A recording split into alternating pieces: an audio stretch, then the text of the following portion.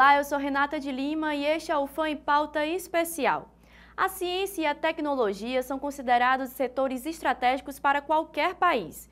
E no Brasil, a área é apontada por pesquisadores e acadêmicos como fundamental para o desenvolvimento econômico e social.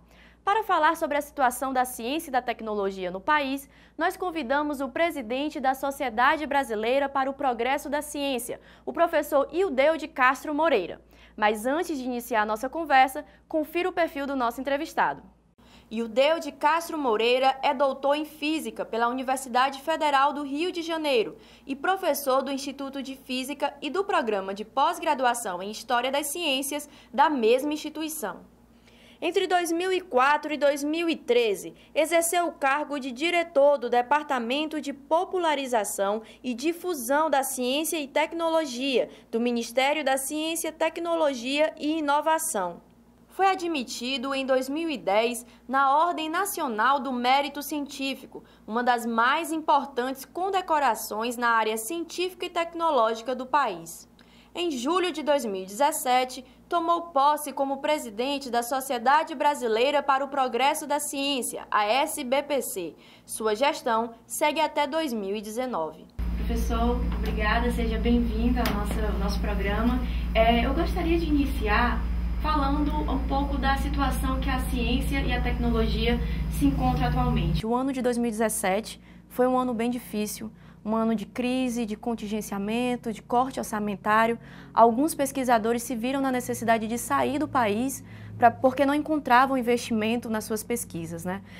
Agora, com relação a este ano, o ano de 2018, como a ciência e a tecnologia pode se desenvolver, levando em consideração esse cenário que a gente tem?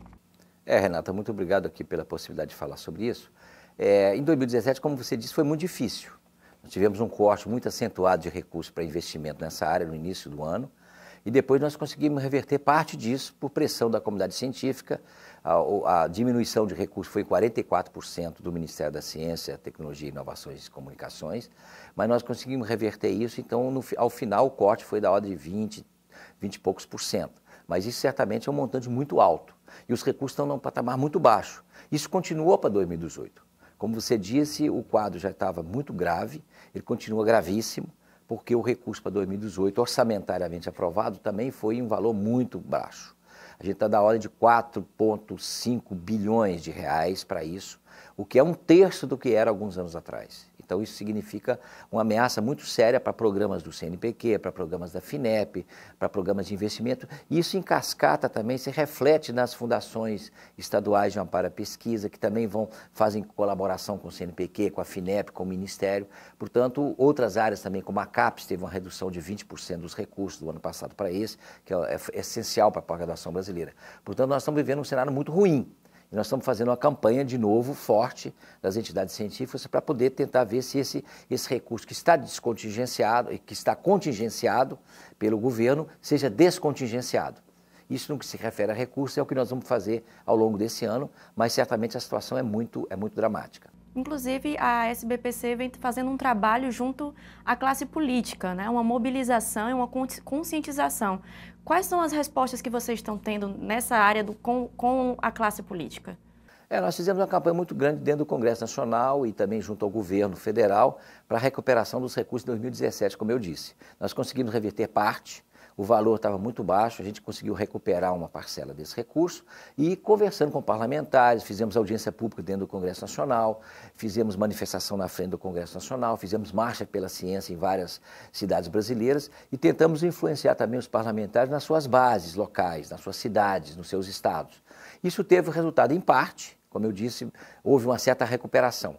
Para o orçamento, nós também fizemos audiência no Congresso Nacional, levamos 82 mil assinaturas ao presidente da Câmara, ao presidente do Senado, para que se sensibilizassem por isso. Isso, em parte, deu resultado, conseguiu que o orçamento aumentasse um pouco, mas não nos níveis que nós achamos minimamente razoável para a ciência brasileira. Então, esse ano nós vamos continuar a pressionar os parlamentares, e esse ano é um ano de eleições.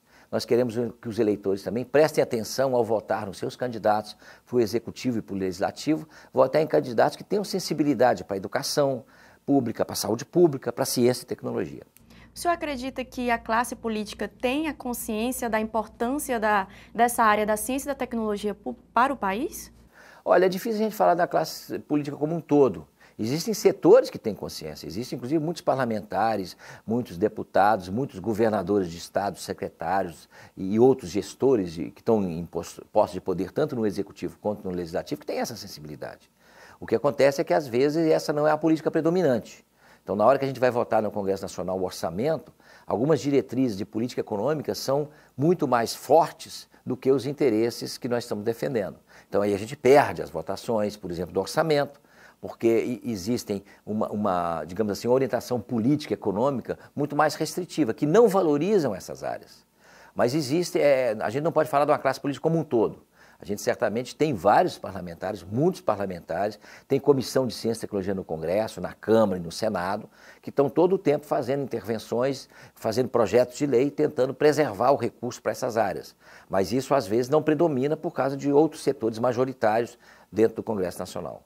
O senhor acredita que o Brasil tem hoje uma agenda para o desenvolvimento da área da ciência e da tecnologia? Não, não tem. Isso é uma coisa que nós precisamos construir.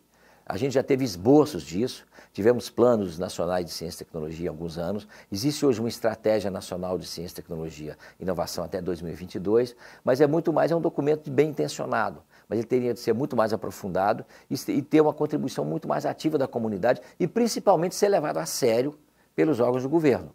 Nós tivemos um movimento importante em 2010, a 4ª Conferência Nacional de Ciência e Tecnologia, que envolveu 4.000 pesquisadores de todas as áreas do país inteiro. Desenhamos uma proposta para os próximos anos, traduzida no chamado Livro Azul, mas isso, infelizmente, muitas das questões que estão lá colocadas não foram levadas em conta e nós estamos agora vivendo um processo de certa maneira, de desconstrução de um processo de melhoria da ciência brasileira que estava vindo nas 2 últimas décadas. Então, esse retrocesso é muito marcante e tem impactado, tem tido até repercussão internacional.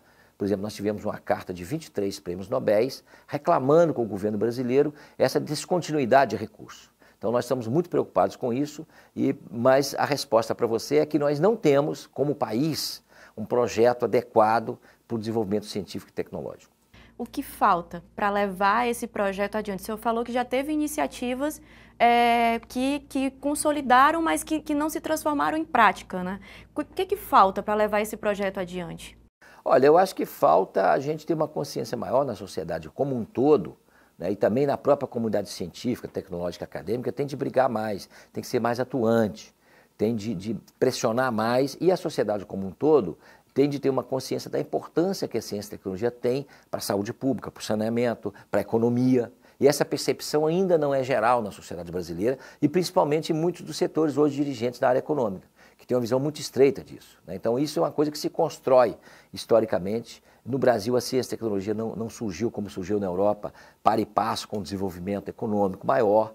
Então nós estamos fazendo um esforço grande. Isso depende muito de educação, melhorar a educação científica nas escolas, que é um desafio grande, melhorar a divulgação da ciência para a sociedade, melhorar a interface entre a ciência produzida e a sociedade. As instituições têm que se preocupar mais também que a ciência brasileira tenha reflexo na melhoria das condições de vida da população, como em algumas áreas já é evidente, como na área da saúde pública, mas nós temos que fazer um esforço adicional para ter uma interação maior com a sociedade. E eu acho que o país como um todo, politicamente, tem que se pensar como propostas maiores de nação, que falta ao Brasil definir um projeto maior de nação, como outros países já têm. E dentro disso, a ciência e tecnologia é um instrumento fundamental. Professor, o senhor acredita, o senhor estava falando agora da conscientização da população brasileira, né? O senhor acredita que a sociedade percebe como essa situação da ciência e da tecnologia que está vivenciando atualmente pode impactar na vida de cada um? Eu acho que a população brasileira tem uma sensibilidade para isso genérica. Isso está comprovado em 3 pesquisas nacionais que nós fizemos em 2005, 2010 e 2015, e que a gente faz várias questões para a população brasileira de todos os estados, né, uma amostragem geral para o país, em que a gente pergunta sobre a importância da ciência e tecnologia, o interesse pela ciência e tecnologia. E a população brasileira reconhece a importância, declara interesse grande, reconhece que a ciência e tecnologia trouxe benefícios para ela, inclusive mais otimista do que outros países como na Europa, como nos Estados Unidos, como na Argentina. A população brasileira é como a população chinesa, é muito otimista quanto ao que a ciência e a tecnologia pode trazer. Portanto, há um reconhecimento. E quando a gente pergunta sobre a credibilidade, por exemplo, dos pesquisadores, dos cientistas, ela é muito alta entre os brasileiros. Quando a gente pergunta se deve investir mais em ciência, tecnologia e inovação, 80% dos brasileiros dizem que sim, mesmo sabendo que isso significa retirar dinheiro de outras áreas. Porque eles percebem a conexão com as instituições de pesquisa, as universidades públicas, com a Embrapa na questão do campo, com a Fiocruz na questão da saúde pública, com as universidades na formação de pessoal qualificado em todas as áreas. Agora, tem um desconhecimento genérico sobre a ciência brasileira e das próprias instituições, porque a população não tem acesso a isso. Os meios de comunicação, em geral, não discutem e não apresentam adequadamente. A escola brasileira também muito pouco fala da ciência brasileira. Então, um desafio nosso é também fazer com que a ciência brasileira seja mais conhecida pela nossa população, para que ela possa ser mais valorizada. E o senhor acredita que a comunidade científica consegue se comunicar com a população brasileira para fazer essa conscientização? Olha, ela consegue parcialmente. Tem setores, tem locais, tem iniciativas, tem muitas coisas espalhadas no Brasil que começam a fazer isso. Mas isso é uma coisa recente, de maneira mais organizada. Eu participei da criação da Semana Nacional de Ciência e Tecnologia em 2004, que hoje, inclusive, atinge vários municípios aqui no estado do Amazonas. O Amazonas sempre foi um estado que teve uma participação intensa, mas é também uma coisa episódica. É importante que aquilo tivesse continuidade. É importante que a gente tenha mais museus de ciência, mais planetários, que tem raríssimos na Amazônia, por exemplo. Enquanto se você vai no Brasil tem 40, na Índia tem 400, nos Estados Unidos tem 4.000. No Brasil tem 40, a Amazônia tem 1 ou 2, a Amazônia inteira. E que são espaços importantes para os jovens, de mobilização para os jovens. Mas o brasileiro gosta de visitar parque ambiental, gosta de contato da natureza. E, portanto, a gente tem de fazer com que a ciência mostre também que a natureza brasileira é um grande laboratório. A escola brasileira tem que se abrir para isso. E os cientistas, os pesquisadores têm de perceber a importância de fazer uma comunicação da ciência mais eficaz e ir para a população.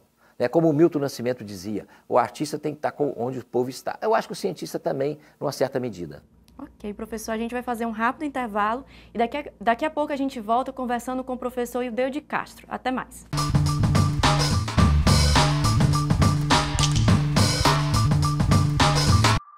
Olá, estamos de volta com o Fã em Pauta Especial, conversando com o professor Ildeu de Castro Moreira, presidente da SBPC.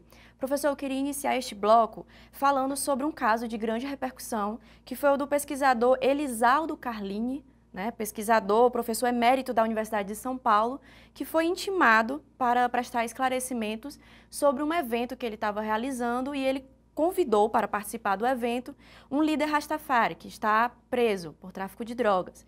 E esse evento é um evento que ia abordar a questão da maconha a partir de uma visão multidisciplinar. O senhor acredita que uma ação como essa, um fato como esse, pode repercutir para a liberdade de pesquisa científica no Brasil? O que é que esse fato significa para a liberdade de pesquisa científica no Brasil? É um fato preocupante, tanto que a Academia Brasileira de Ciências e a SBPC, nós fizemos uma manifestação contra isso, essa intimação policial que o professor Carlini sofreu, dizendo exatamente isso que você coloca aí, que é fundamental a gente ter liberdade de pesquisa, liberdade de expressão no país. Essa intimação não procede de uma maneira, porque é um pesquisador que trabalha há décadas e décadas, e quando eu falo décadas, são 5 ou 6 décadas no tema, é um dos grandes especialistas mundiais no assunto, já representou a SBPC em vários debates sobre isso, inclusive no Congresso Nacional, é membro titular da Academia Brasileira de Ciências, então é uma pessoa absolutamente reconhecida. E ele ser intimado por a suposta apologia às drogas não faz sentido. Então, a reação foi imediata da comunidade científica. Nós tivemos um abaixo-assinado em relação a essa manifestação, que teve 33 mil assinaturas em menos de uma semana.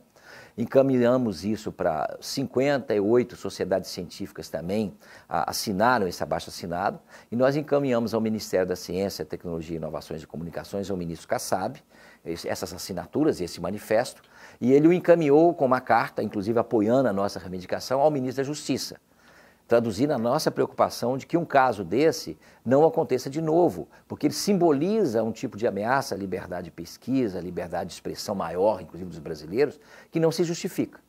Aquilo pode ser interpretado como um caso isolado, como uma questão, mas a gente está vivendo um clima muito genérico que está trazendo uma preocupação muito grande para a SBPC, para as entidades científicas, para as universidades. Recentemente nós tivemos casos também de intimação coercitiva ao reitor da Universidade Federal de Minas Gerais, o caso conhecido dramático de Santa Catarina. Nós tivemos outros casos semelhantes em que as pessoas são tratadas, inclusive, além do seu direito civil e democrático da Constituição brasileira. Então, como a gente já viveu outras épocas em que a liberdade de expressão, liberdade de pesquisa no Brasil foi ameaçada, nós colocamos claramente para as autoridades, solicitamos inclusive uma audiência à presidente do STF, para que a gente possa colocar a nossa preocupação da sociedade civil brasileira, em particular das entidades científicas, contra esse tipo de fato que é um cerceamento à liberdade de pesquisa e de expressão. A gente vê por esse caso, e além de outros, como o senhor citou, um acirramento político, ideológico, enfim, que está acontecendo aqui no Brasil. O senhor acredita que esse acirramento repercute na área da ciência e da tecnologia? E se sim, como repercute? Com certeza, esses fatos mostram isso. Então, a gente está muito preocupado com que a sociedade brasileira, que é uma sociedade que é evidentemente muito desigual, que tem muitos problemas, muitas dificuldades, muitas mazelas, mas esse grau de violência, esse grau de acirramento, de perseguição, inclusive, que se desenha ao pensamento científico, a maneira de você pensar criticamente a sociedade, isso é uma coisa muito preocupante. Então, nós vamos discutir isso na reunião da SBPC, que vai acontecer em julho lá em Maceió. Nós vamos discutir políticas públicas que nós vamos oferecer para os candidatos aos governos e, entre elas, a questão dos direitos humanos. Entre os direitos humanos está a preservação da liberdade das pessoas, está a diminuição das desigualdades que são muito grandes no país, o respeito a inúmeros outros, as pessoas, né, a manifestação, e nós tivemos o caso gravíssimo agora no Rio de Janeiro também da Marielle e do Anderson, né, que foram executados, né, claramente um crime organizado, né, e aí está se examinando quem o organizou, mas está dentro de todo esse clima de repressão muito intensa que a gente está vivendo na sociedade brasileira e que é preocupante. Então, por isso, eu acho que todas as forças da sociedade civil, de todos os setores, de todos os matizes políticos, mas que apostam na importância da paz, do diálogo, né, de resolver as diferenças democraticamente, né? E a nossa sociedade, por exemplo, evidentemente é uma sociedade apartidária. Então, nós não temos uma coloração partidária, mas nós temos uma preocupação política com o país. Né, da valorização da educação, da ciência e tecnologia, da Amazônia, da sustentabilidade dos biomas brasileiros, da preservação do país, da economia brasileira, mas também dos direitos humanos, né, dos direitos das liberdades civis dos brasileiros, que é muito importante. O senhor falou agora há pouco da Amazônia, eu queria entrar um pouco mais nesse assunto, porque recentemente foi apresentado um dado bem preocupante, falando que a questão da devastação da floresta amazônica já está chegando no limite que é irreversível. Qual o papel que a ciência e a tecnologia também têm para poder a gente encontrar alternativas e mudar esse cenário para a região amazônica? O papel é essencial, quer dizer, você pensar esse desenvolvimento sustentável da Amazônia, a ciência e a tecnologia é um instrumento decisivo para isso, né? E existem muitas iniciativas, existem já muitos estudos, como esse que você menciona, que já apontam os riscos do processo que está acontecendo. Recentemente teve a votação aí do Código Florestal, que a gente tinha avançado várias coisas. Infelizmente o STF recuou em vários dos pontos que nós queríamos e que a SBPC se envolveu muito. Fizemos um livro específico sobre isso, mobilizamos pesquisadores do Brasil inteiro, fizemos a reunião anual aqui em Manaus, já fizemos reunião anual em Belém da SBPC, discutindo a situação da Amazônia como um todo. Temos um grupo de trabalho que exatamente atua nisso, temos um outro grupo de trabalho sobre desenvolvimento sustentável, que é dirigido pelo professor Paulo Artacho, um grande especialista na questão de mudanças climáticas, que é outro impacto também que isso pode ter não só para o Brasil, mas para o planeta. Então, nós estamos preocupados com isso, estamos dedicados a estudar isso e apontar isso que eu mencionei para você. Quer dizer, já houve conferências nacionais de ciência e tecnologia, o pessoal da Amazônia já discutiu muitas dessas questões, existem propostas, existem ideias, existem sugestões, existem alternativas. É claro que a alternativa, para se tornar real, tem de haver uma conjugação de esforços da sociedade como um todo, dos empresários, dos setores dirigentes, dos governos, da população como um todo, para que a gente possa criar um modelo de desenvolvimento da Amazônia que preserve uma coisa fundamental dessa riqueza fantástica que tem de biodiversidade, mas ao mesmo tempo use isso de maneira que tenha rendimentos econômicos e melhore a vida das pessoas. Então esse é um grande desafio, mas existem alternativas e se a gente pensar em comum, tiver uma decisão política nessa direção, com certeza o Brasil e a ciência brasileira têm a capacidade de fazer isso. Professor, eu queria agora abordar a questão, a gente está no mês de março, né?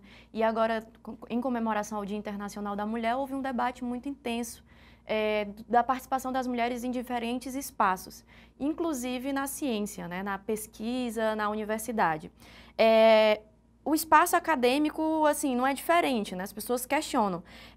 Com essa questão, como se avalia essa questão da participação da mulher na ciência hoje? Você acredita que a gente já tem um espaço maior? O que é que falta para conseguir conquistas, que as mulheres possam participar mais?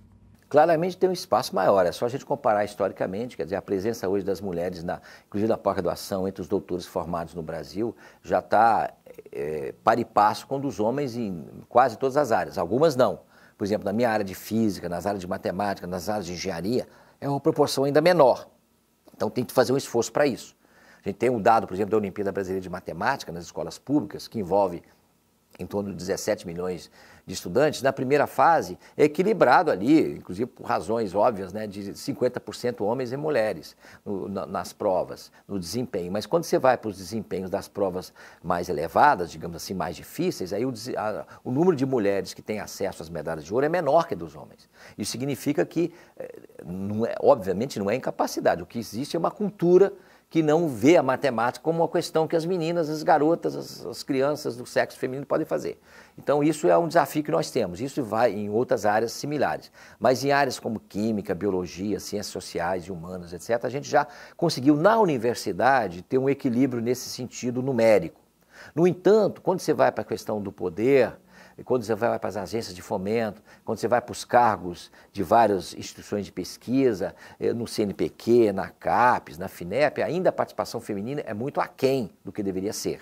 Então tem de ter um esforço também para que essa participação da mulher se reflita também nos postos, nos encargos, nas bolsas de pesquisa, né, que ainda tem uma disparidade entre homens e mulheres. O Brasil avançou muito, inclusive está em vários aspectos melhor que outros países europeus, nessa participação feminina em várias áreas da ciência. Então isso é uma coisa que eu acho que é mérito das mulheres, principalmente, mas eu acho que foi um resultado de um processo de alguns anos atrás, que começou alguns anos atrás, de dizer que isso era importante. Então a gente tem de continuar nesse processo e abrir mais espaço para as mulheres também nos cargos, nas posições das instituições, de maneira que a sociedade seja de fato igualitária. Professor, a gente está terminando, está acabando aqui o nosso tempo, tem muita coisa para falar, mas eu queria encerrar o programa perguntando, porque a SBPC está fazendo 70 anos este ano, né? Eu queria que o senhor fizesse um rápido balanço das atividades da sociedade e também do futuro, o que o senhor vê para o futuro da SBPC? A SBPC, como você disse, tem 70 anos, ela foi criada nesse bojo de defender a ciência, a divulgação da ciência, organiza a cada ano reuniões anuais em cada capital do país, com muita mobilização, e nós temos essa participação política intensa, nós temos 140 entidades científicas afiliadas, então nós estamos todo o tempo defendendo a ciência, a educação pública no país. Aqui no Amazonas nós temos agora a professora Tatiana Schor, que é a nossa representante aqui no Amazonas da SBPC, nós temos conselheiros aqui, como o professor Alfredo Wagner, como a Cíntia da UEA, como o Iroque do INPA, e nós temos também a participação do ex-presidente da SBPC, o professor Enio, que é diretor do MUSA, e a SBPC tem uma presença também no Amazonas que a gente quer valorizar. E como eu já mencionei, nós vamos organizar seminários temáticos no país inteiro ao longo desse primeiro semestre, e nós vamos fazer certamente um aqui em Manaus, sobre discutir a questão da Amazônia e da importância dela. Ok. Professor, muito obrigada pela sua presença. Eu sei que sua agenda é bem corrida e o senhor aceitou a participar. Obrigada, a gente agradece para você que participou do nosso encontro aqui, do nosso programa. Continue acompanhando a TV UFAM e até a próxima.